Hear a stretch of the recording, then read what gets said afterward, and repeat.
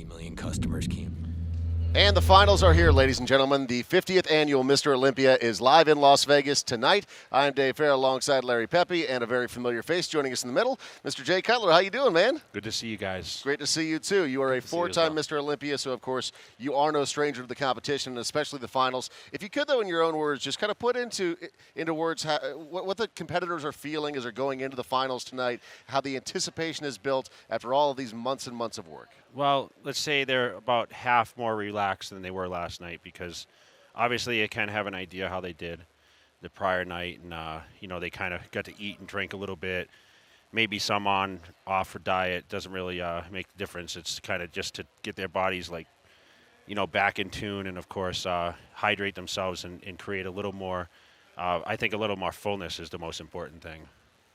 So tonight, of course, we've got what seems to be a fairly clear 1 and 2 between Phil Heath and Kai Green. I see you sort of shaking your head. What are your thoughts on that? Last night I sat in the front row, dead center. I had a better seat than most of the judges. Mm-hmm. And I thought, Sean Roden gave a pretty solid showing. I thought he was probably the most improved. Kai Green, I think, just, he just didn't really bring what I expected him to bring. And Phil didn't either. So it was kind of like, between those guys, it was really it was just really hard to really, you're kind of looking at both of them, and then you're looking at Sean, who was really on the money. I thought it was, it was close. Do you think there's a possibility we could see a huge upset tonight? I don't think we're going to see an upset. I think Phil's going to run with this thing. I think Phil's going to come back, kind of like I did all the years that I always was better Saturday night. So I think he's going to kind of just, do what he needs to do, come back, and I think you're going to see Phil 20% better than last night, honestly. And Jay, one of the things that we talked a lot on the webcast about was some athletes, Kai Green, Sean Roden, and Big Ramey, literally were transforming during the prejudging. They came out watery, and as they continued to pose, they seemed to get drier and drier. Dennis Wolf, to me, looked very conditioned but flat for Dennis Wolf. And that's what you're seeing. I mean, speaking from a competitor side, I've been there. I was always better Saturday night. I always came in a little flatter on Friday. I needed to be fuller. And as you start posing, that food starts working its way.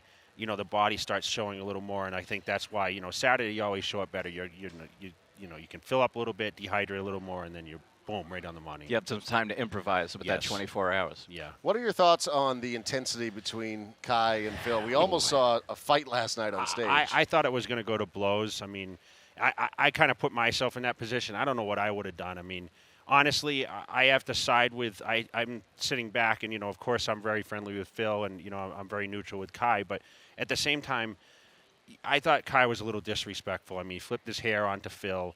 And then, of course, he started bumping in the front double bicep or rear double bicep. I forget what it was. But, I mean, it was just it was kind of uncalled for, in my opinion. And I think, Kai's trying to be aggressive, but I think it's getting a little overboard. And Phil handled it, like the professional that he is, Mr. Olympia. And, it's still Phil's stage. It has to be respected. I was surprised in that final call-out, especially because it looked to me, and I agree with you, I don't think Phil was 100%. I don't think Kai was 100%. I think Kai started to improve as the prejudging went on, and they purposely kept them at the corners with Roden and Wolf in between. And I was saying on the webcast, I would really like to see them bring the two together. I wonder if they're afraid to bring them together because of what we just saw. Would you have liked to have seen that final call-out? And do you think maybe they shied away from it because of what went on? Well, from the past, I mean, I remember Phil and I got called out last call-out in a lot of the shows. Ronnie and myself got called out top two. I mean, there was really no need to bring extra guys in when you're kind of figuring, okay, who are the top guys? So it makes me kind of wonder, okay, are they for sure who know who's second? I mean, if they kept Roden and they mixed Wolf in there, did they keep them separate? I don't think these guys after that would have gone into the extreme of actually going at it again. I think they kind of knew, that Steve Weinberger kind of showed his emotions a little bit and kind of expressed, like, enough is enough, guys. That's the most aggressive I've ever heard a judge in my life. He was screaming, and, I mean, it was I think the crowd was a little tense. I think it was kind of, some people see it as kind of like, poor sportsmanship. Some people say, wow, this is really, like, kind of cool. You've never seen that on Olympia stage. But, we're in the professional ranks. It's I can see that on an amateur stage, but when you have the two top guys that are promoting this contest and, kind of looked at as the two front runners, it's hard to get them battling and almost going to blows on stage. I mean, this isn't wrestling or boxing, you know what I'm saying? It's not really aggressive We do sport. have an octagon up the street, though. Yeah. I'm sure. Or Dean can step in and ref it on up for us. Do you think that could potentially affect the judges, even if it's a very subliminal thing? If the judges are seeing this sort of, some people are calling it disrespect by Kai Green, could that creep into their subconscious and maybe affect the outcome? You know what? I don't think so. I think that I think these guys know that there's some tension. I mean, obviously, this thing's been built up. They've been bounced second, first or second for 3 years now. Arnold Classics. I mean, it goes into other contests too. There's been a lot of hype. I think that there's just a lot of tension personally between the two. You saw that at the press conference. I think the whole weekend's been kind of created a drama around those two. It's kind of taken a little bit from the other athletes. But those two are the guys that, everyone seems to be talking about for the last few years. And I mean, it's showing on stage, and I don't think it's really going to make a difference. I think it's going to come down tonight who knocks whoever out, meaning with the physique, not with the blows. With the actual Yeah. punches. All right, if you would be so bold to give us your top 5. I would say Phil Heath. I'm going to personally go with Sean Roden for second. Kai Green third. I'm going to put Dennis Wood fourth. I would say Dexter Jackson probably fifth. And then one final question for you. A lot of people have been talking about where you sit right now, because last year we had the pleasure of seeing you back on stage. Are you going to compete again, or are you retired at this point? I have no future plans to compete at this point. Obviously, it's nice to be standing here with my clothes on for once. I was going to say, this is unusual, because usually when I'm up here with you, I hear metals clanking and you have no shirt on. I'm sure the female viewers disagree, but whatever. So, it's kind of nice to stand here and be a part of it. Obviously, I'm doing a lot of different things now. I just launched a supplement brand, Cutler Nutrition. Of course, I'm promoting a lot of NPC events. But I'm here supporting the guys and, of course, still involved with the AMI organization and, of course, the IFBB. So right now my focus is on that. Do I plan to compete? Probably not. But I hate to say never.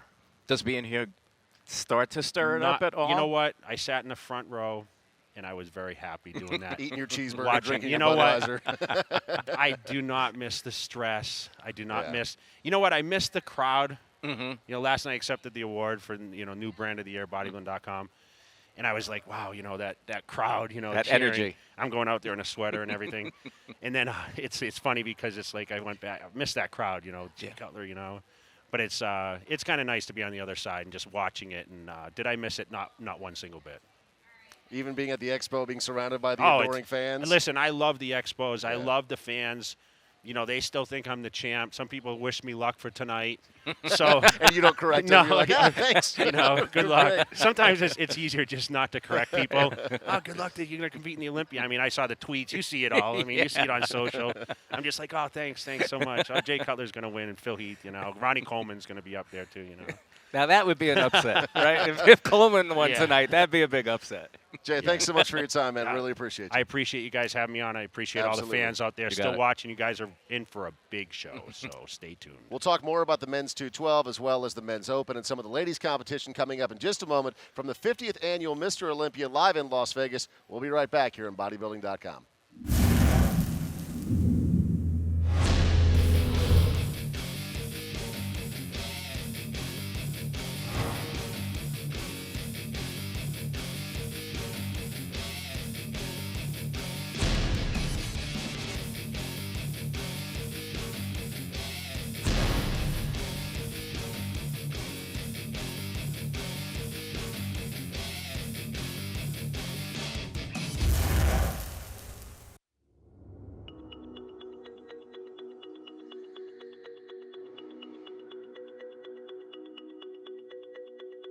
Day one, motivation's high, gear's packed, you're unstoppable.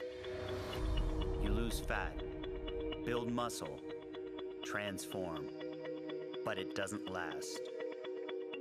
Days pass, desire drops, fitness goals become fitness dreams again. Because fitness starts on the inside. Your brain is a circuit board that powers your body. If you know how you're wired, you can avoid your pitfalls. If you start with your mind, you can master your muscle. To achieve lasting success, you can't just repeat, you have to rewire. Take the Rewired Personality Test today. Discover who you are. Get fit for life.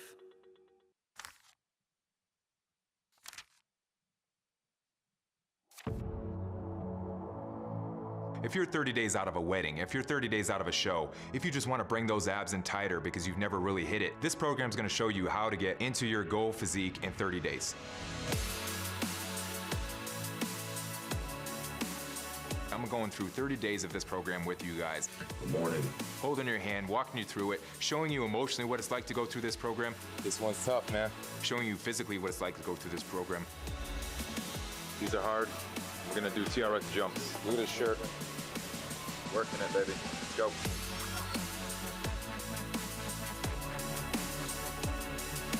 This is 30 days out, maximizing your intensity and your time, getting you in peak condition through nutrition, supplementation, and training. You're 30 days out, dial it in.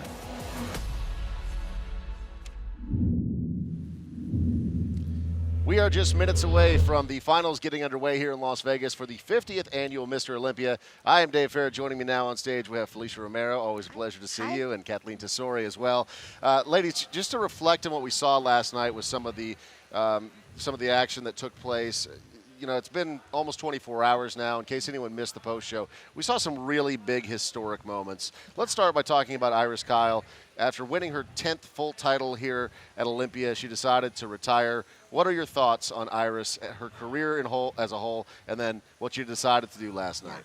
Right, I know. Just watching her emotional farewell and her announcement to retire was emotional for me, just because I've been, coming to the Olympia now for 9-10 years and seeing her consistently come to the shows with a positive attitude. She's such a sweet woman, works extremely hard, and is super humble, and is just a down-to-earth person. So to see that and to actually experience it firsthand, her emotional farewell, is just a really neat experience for me, coming to the Olympia now for 10 years. So, I enjoyed it.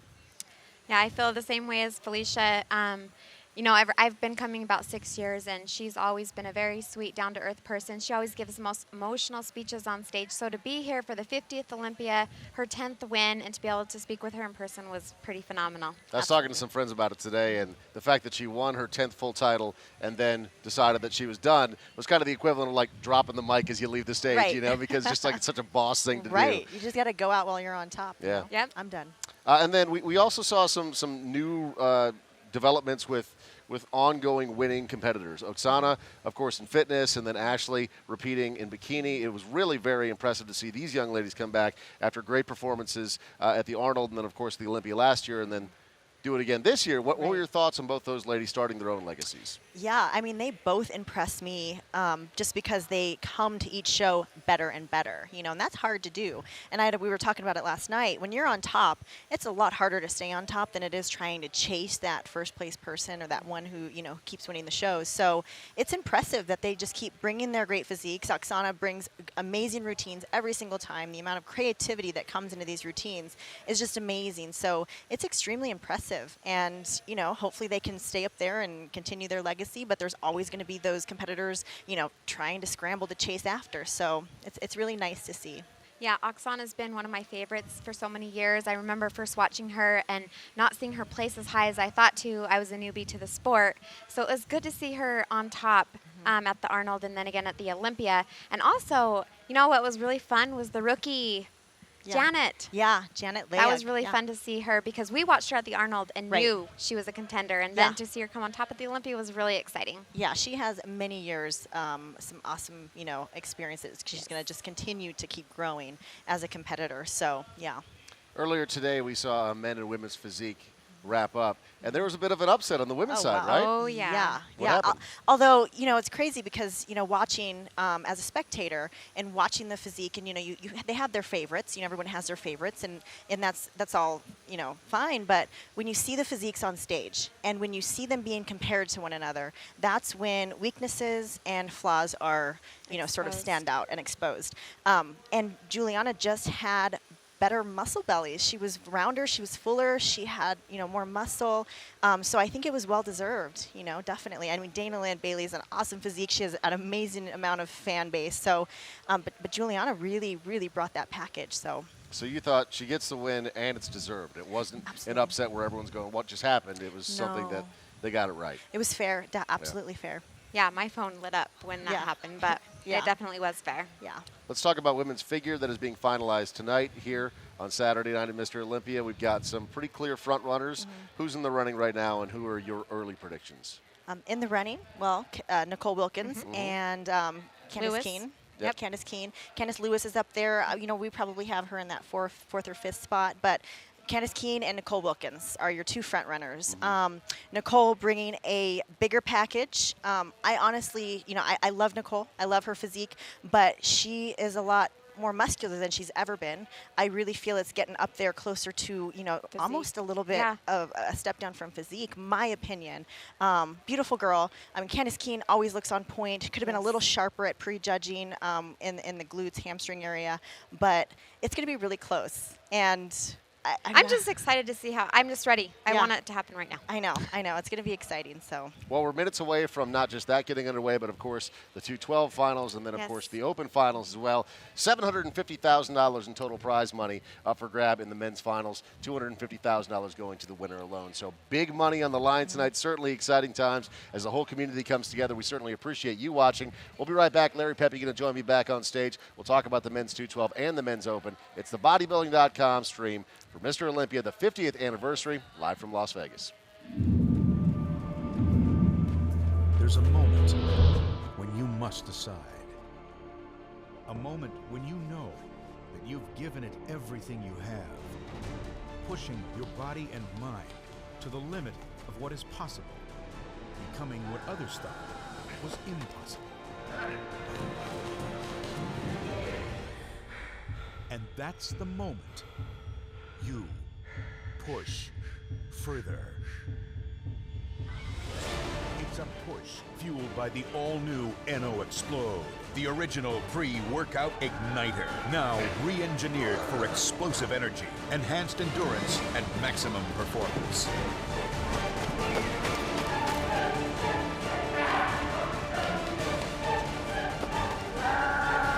The new NO Explode. Push your limits, then push further.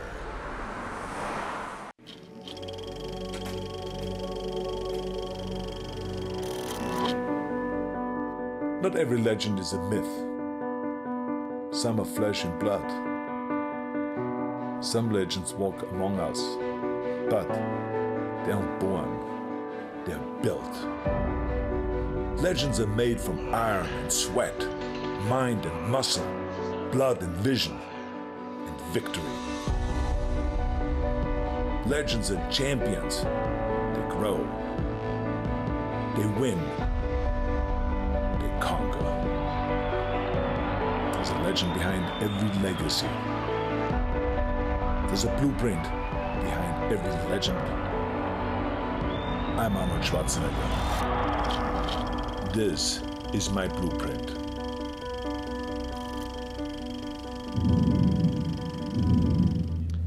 And welcome back. We are live here in Las Vegas at the Orleans Day Fair alongside Larry Pepe. We are heading into the finals. Before we get into it, though, I know that there's somebody that you want to give a shout-out to because he's working hard on the Olympia Webcast Twitter account tonight. He's making sure to keep all the fans informed that aren't able to maybe watch the stream or be here live. Absolutely. Roger Lockridge, got to say thank you for all the work that you're doing on the webcast, letting people know on Twitter everything that we're doing here tonight. So thank you, Roger. Valuable play-by-play. All right, we just talked about the ladies' physique with Felicia and Kathleen here on stage, but the men's physique also wrapped up earlier today, and a bit of a surprise to some people, the winner from last year didn't even make the top 5 this year. Yeah, I think that's one of the big stories, and Jeremy Buenita took the overall in the men's physique, which was interesting because when you saw a lot of the previews coming into the event, Jeremy wasn't the guy people were pointing to. He came in, he looked great. He beat Sadiq, who was kind of like the fan favorite, kind of like the guy that everybody was pointing to as the potential winner, and he walks away our second men's physique Olympia champion. And Sadiq did get that runner-up position. He took the runner-up spot. In the men's 212, we've got ourselves a bit of a storyline as well. Flex Lewis hands down, clear and away, appears to be a massive front runner at this point. But it's not, of course, said and done just yet. However, there is something interesting beyond that. What's going on at 212? There's something very interesting. For the first time, David Henry is not contending for this title. He is solidly, at best, in fourth. There was a final call-out. They brought out 3, and the name David Henry was not read. That is very unusual for any Olympia lightweight competition. David, a former champion and a consistent runner-up at this event to Flex Lewis. So what happened? Is he Eduardo, just off? He's a little bit off, and Eduardo Correa is head to toe peeled. We saw pictures because, of course, these competitors have to weigh in. They have to be 212 pounds or less. They weighed in on Wednesday night. Pictures got out from the weigh-in, and Eduardo Correa was feathered head to toe. He is in ridiculous condition. I think he's probably going to take that runner-up spot. Contending with him for that spot is Jose Raymond. And let's not forget, Dave, that this is the year that Flex Lewis said he's calling it quits in the 212, moving up to the open. So in some ways, that runner-up spot more important this year than ever because it kind of sets the table for who the front runner is going to be going forward. Well, and Flex Lewis saying that this is going to be his last year competing at 212 and then he's moving up to the men's open. There's been a lot of people that have been very critical of that. And some people would say rightfully so because right now he's the king at 212. But moving up to the open, is he going to beat somebody like a Phil Heath at this point today? It seems fairly unlikely. But there's also a lot more prize money that's involved in the men's open. You're talking about $250,000 going to the winner as opposed to $40,000 going to the winner for 212. Do you think the money has anything to do with it, or is it more just like he wants to get his beak wet and get a new set of competition in front of him? Well, you know what? We're going to find out if he wins when we interview him after. But, you know, I have to be honest, if it's me, and I'm the best guy in the world at what I do in a particular division, I'm going to stay in that division. I'm going to set a record that nobody can come close to, and I'm going to make my money off sponsorship for being the most dominant human being in the world at what I do in my weight class. He's certainly not going to beat a Phil Heath, so he's not going to be Mr. Olympia. To me, the bigger issue is why not stay the world champion for as long as you possibly can and just become known as the Ronnie Coleman of the 212. But that's a personal decision. I'm not the athlete. I'm not Flex Lewis. Maybe he just wants to challenge himself and see how far he can go. Maybe he knows that he's limiting his body somehow by making that 212. We'll certainly ask him afterwards if he comes home the winner. Which I think it's a pretty good chance we're going to be talking to him after the show. Pretty good chance. We'll see. We'll see. The men's open, of course, is wrapping up tonight, and we've got a lot of storylines involved in that. Before we get into like the individual competitors, talk about that 18 to 24-hour shift, because of course we saw the prejudging last night, and there's at times a very distinct difference between what we see on Friday night and then what we see on Saturday night. So what happens over those 24 hours that could entirely change the game? Well, over these 24 hours, we're going to see water being manipulated. We're going to see guys who were too flat, who went and ate and come back filled out and looking more like the muscle is bursting at the skin. And I have to be honest, Dave, I feel like this Olympia is one of the more disappointing Olympias from a standpoint of how many of the athletes were really in shape, how many of them really showed us the best that we've seen them. I would say Sean Roden, if he dries out a little bit more, could be significantly better than we've ever seen him. Phil Heath, I don't think as good as last year. Kai Green, I don't think as good as last year. Dennis Wolf, definitely not as good as last year. Dexter Jackson, I think as well better. So I think there's room with this 18 to 24-hour window. One thing that was fascinating to me, and we talked about it on the webcast, was we just literally were watching some guys change on stage before our eyes. They would come out and have no vascularity in their legs, have very little separation in their legs. By the end of the prejudging, all of a sudden, we were seeing vascularity, we were seeing separation that absolutely was not there a half hour before. That's an indication that that athlete is holding water and that as they pose, they're drying out in front of our eyes. Now, with an 18 to 24-hour period, we could see them come back much drier. We could see some people overdo it and become too dehydrated, or overdo it the other way and spill over with water, or Dennis Wolf may eat up and fill out and look like the monstrous Dennis Wolf we've been used to. So the one thing that is fascinating about these finals is that I have a feeling we're going to see some very different physiques up there than perhaps we saw last night. It's such an interesting balance, these athletes trying to get it exactly right. And I know that you spent a lot of time in this past year working on a book called The Pre-Contest Bible, specifically geared towards the women competitors, but you'd already written one for the men competitors. Talk about just what you've learned as you've written these two books, how you've really dialed in or tried to figure out exactly how these athletes dial in the exact moment and getting it right when they walk out on stage to compete. Yeah, one thing that definitely fascinated me was that the champions seem to have such a detailed approach because of their experience that we put in there, like sometimes down to the minute details you wouldn't even think about in terms of timing, in terms of fluid, in terms of food. So it is fascinating to look at the different approaches and see as well that from division to division, you see different approaches. Not when I did the men's book, but in the women's book. And you see different approaches in terms of drying out, filling out, all these details. And to me, it's fascinating because obviously if we chose them to be in the book, they're among the best in the world. But their approaches are so diverse, and that is the advantage for a guy like Phil Heath, a guy like Kai Green, who has done this many times. That experience, if you're a smart athlete and you do this for this show, and you saw, well, you know what, I could have been a bit drier. Then when you do your next prep, you change it around a little bit to take advantage of that experience. And that's why the new guys at the Olympia have that bigger challenge, because not only are they dealing with the stress of being at their first Olympia, like Big Ramey last year versus this year, but they're also dealing with learning their bodies. And at the end of the day, bodybuilding, anything in this industry is so individual that what works for athlete A may not work at all for athlete B. So there's a lot of trial and error, and experience becomes unbelievably important.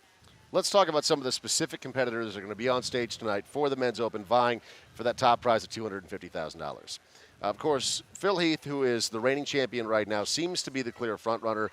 Kai Green is right in the mix with him, but then Jay Cutler, who joined us on stage a little bit earlier during the pre-show, said that he thinks that there's a real possibility that Sean Roden will pull that upset over Kai and come in second place. Yeah, listen, with that 24-hour period, anything is possible. My issue with the prejudging last night was that Kai got better as the prejudging went on. I thought Phil faded a little bit at the end, and I was very disappointed, as we talked about on the broadcast. This isn't quarterbacking on Monday.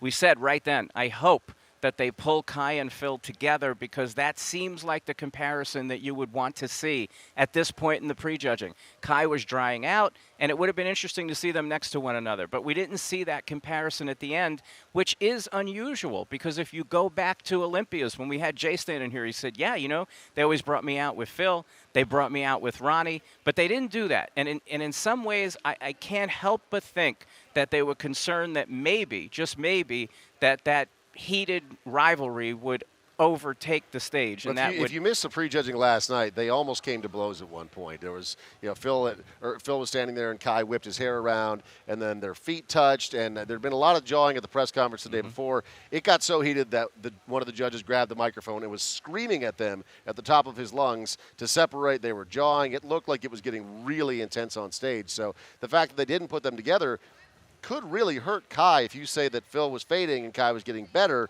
it could really affect the outcome of this competition. It's very possible. I mean, would he have beaten him? I still think Phil Heath has the better package on stage this weekend.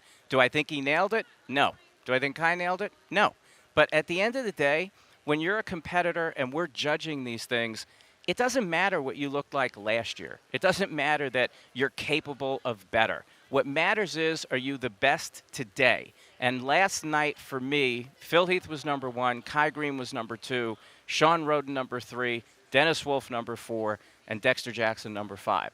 Could that flip with 24 hours and everything we've been talking about how physiques fill out, dry out, and change? Sure it could. But as of right now, we haven't seen them on stage yet tonight, and until we do, that's the order that I have them in so far. We got about 30 seconds until we're going to kick it over the broadcast, but who are a couple of more names that people should keep an eye on tonight that you think looked interesting coming into the prejudging? You know what? Victor Martinez looked really good, and Branch Warren looked really good. They both, I think, regained some of their old form. Branch Warren was that shredded Branch Warren that we've become accustomed to. Victor Martinez was in very good condition, of course, beautiful shape to his physique. So I think both of them bear watching, because these are two guys we talked about in the pre-show really needed a good outing here to stay relevant at the upper echelon of the sport.